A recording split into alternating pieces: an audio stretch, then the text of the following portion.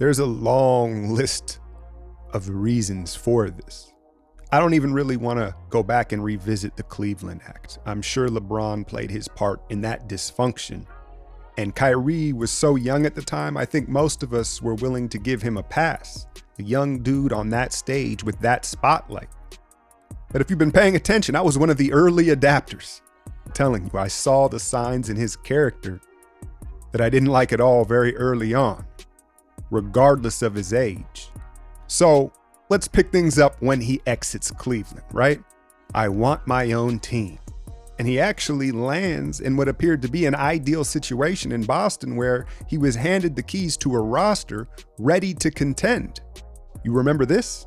It's quite important, and I appreciate that, Scout. I joined in, but I shared it with some of my teammates as well as the organization and everyone else in Boston. You guys will have me back. I plan on re-signing here next year. Boom!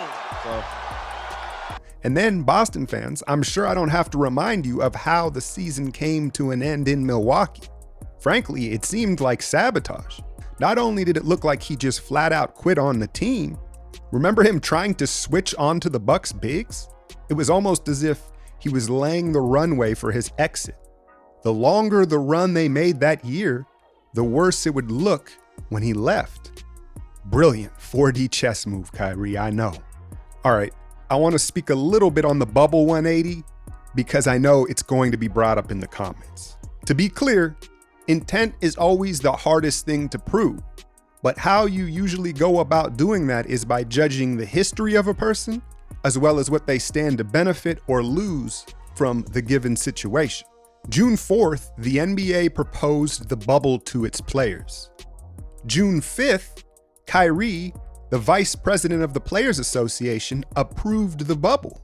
That same day, it was also announced that he would be out the remainder of the season, but he would like to join his team in the proposed bubble. So not only does he approve it, but he wants to be there even though he's not playing. Gotcha. 5 days later, he's told he can't join his team in the bubble because he's not on the active roster. 2 days after that, y'all know the story. He leads the revolt to not play. You can interpret that however you want. Now, after the Bucks protest and the game stopped for a few days, I heard people saying, we owe Kyrie an apology. Do we? Do we? Look, the sad reality of it is the Jacob Blake shooting was going to happen whether they were playing or not. That's my opinion. And honestly, I don't want to open Pandora's box any further, but I thought it had to be acknowledged because in 2020, politics and sports has kind of been fused together. And I know some of you are going to bring that up. So that's my take on that. Now, we sit a few days away from LeBron claiming his 4th title, tainted or not. You think Kyrie and KD are happy for their boy? Don't let them tell it. Don't let them tell it, right? I think we all know the answer to that. You can call me presumptuous, that's fine. So they go record a podcast where the headline becomes, Kyrie throws shade at LeBron James. This is the quote that caught everybody's attention. Quote, this is the first time in my career. Wait, hold on. I want to read it in Kyrie voice. This is the first time in my career I've looked down and be like, that can make the shot too. And he can probably do it a lot easier. Now, Kyrie, if you're as smart as you think you are, you would know exactly what that statement would stir up. And look, to be fair, I believe him. I don't think he's capping on the statement. I think he really thinks that. But then to come back out and say, man, the media clickbait stirring all this up, what did you think was going to happen, smart guy? And that was the headliner. But to me, the real story was the statement on coaching and the new hire of Steve Nash. Steve is great, and I have a relationship with him that's going to build over time, bro. Like, Steve don't know me from anything he heard or, you know, anything that he's heard from someone else, or we've worked out one time in 2014. But it's grown as just a respectful relationship from afar. I saw him at the Hall of Fame 2 years ago, gave him a big hug, and now he's the head coach, you know, and I think it's also going to change the way we see coaches. I don't really see us having a head coach. You know what I mean? Like KD could be a head coach. I could be a head coach. Jacques Vaughn could do it one day. It's a collaborative effort, I think, on our part. Well, here's the problem with that, man. If everyone is responsible, no one is. If everyone's in charge, ultimately, no one is in charge. What he is saying sounds good in theory.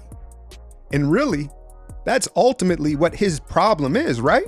He presents ideas that may sound good in theory, but one, he either can't prove them, or two, his actions just simply aren't congruent with his theories. So, needless to say, I've got my popcorn ready, man, because what they've got brewing in Brooklyn is going to be special. Special in the way that 2020 has been, right?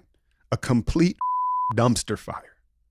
Call me a hater. You can say what you want. I think we all see the writing on the wall here. There's no doubt the talent's there, but oh man, you want to talk about the inmates running the asylum. Let me wrap this up though. I don't want to go too long. This was a requested video. I think I've said my piece on this guy and none of this surprises me, but I want to be clear here. Look, Kyrie is like a lot of young rich people. He lacks self-awareness and his view of the world is distorted because in part, he's young, rich, and famous. That doesn't make him a bad person, right? I mean, it might make him a bad teammate, but not a bad person. I want to be clear.